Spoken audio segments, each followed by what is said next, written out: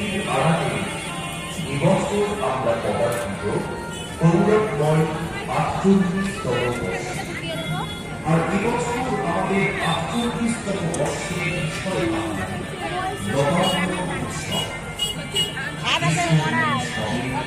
নবান্ন উৎসব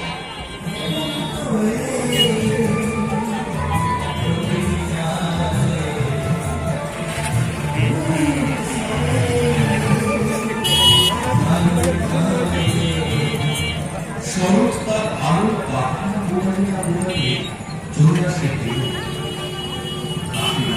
মশার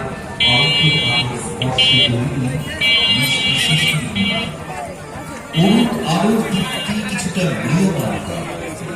হালকা হিমের হাওয়া মনকে ডুবিয়ে দিতে চায়, না শীত না গরম, একটা অদ্ভুত মনোরম আবেশে প্রাণ জুড়িয়ে যায়।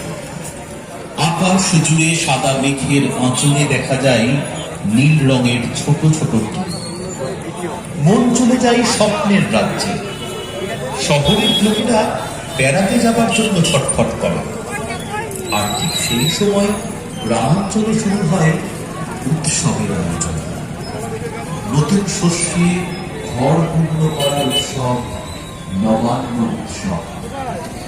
সম্পূর্ণ জীবন্ত করে এক টুকরো নবান্ন উৎসবের আয়োজনকে মেলে করতে চেয়েছি আমরা আমাদের এবারের ভাবনা। মনে পড়ে যায় জীবনানন্দ দাশের সেই কবিতার লাইন, আবার আসিব ফিরে ধান